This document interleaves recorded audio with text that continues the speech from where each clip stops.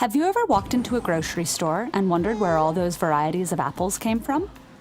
You might find Snapdragon, Pixie Crunch, Cosmic Crisp, Jazz, or Ambrosia next to the more familiar Red Delicious and Granny Smith.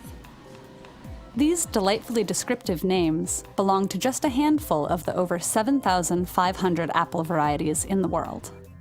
This huge diversity exists largely because of humanity's efforts to bear new fruit. Fruit breeding is a way to fulfill the expectations of farmers and consumers who seek specific qualities in an apple. On the one hand, farmers may want them to be disease-resistant and to store well. On the other, consumers are swayed by appearance, taste, and novelty. So, breeders have to consider everything from how well apples grow in certain climates, to their color, taste, and size. And sometimes finding the perfect fit means breeding something new. To create apples with desirable characteristics, breeders first need to find parent apples that carry those characteristics. Once the parents have been selected, they have to wait until the trees bloom in the spring.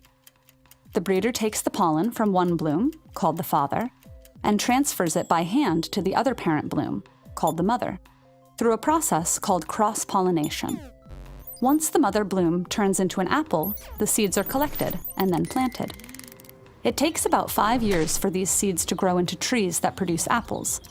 But because of the way traits are inherited, all of the seedlings produced will have different sets of genes and characteristics. This means that to achieve a desired quality, it takes a lot of offspring, not to mention patience on the breeder's part.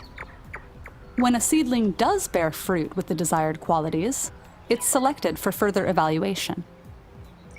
Of the original crossed seedlings, about 1 in every 5,000 makes it to this prestigious stage. They're then sent to new farms, where breeders can assess how various climates and soil types affect the plant's growth. The fruit of the seedling and its many clones must then be collected and sampled to ensure consistency. Breeders study about 45 traits in an apple, like the texture and firmness of the flesh, when it ripens, how sugary its juice is, and how long it stays fresh. Over several years, they weed out all the bad apples, selecting only those whose fruits are the best.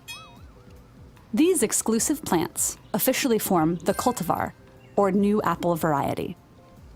To ensure an exact copy of this cultivar, all apple trees must be grafted from the original seedling.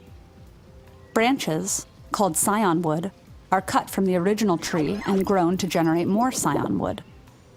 Segments of these trees are then grafted onto rootstock. That's the lower section of another tree that's been chosen from a different cultivar for its superior roots and growing ability. Finally, this fusion creates a new apple tree with the desired qualities. Each new plant takes up to 4 years before it starts producing the fruit we eat. Apple breeding may be a difficult art, but it's accessible to all. Universities, companies, and even individuals can create new cultivars. But to fully own an apple, the breeder faces a final challenge: naming the fruit. After a cultivar is patented, a breeder chooses a name for its trademark. That final step grants them long-lasting rights over the apple and its clones. That name must be completely original, and the catchier the better, of course. With over 7,500 varieties and counting, that's why we have apples called Pink Lady, Sweet Tango, Kiku, and Evercrisp. The more we work with nature's bounty to breed new cultivars, the more creative and delectable these names will become.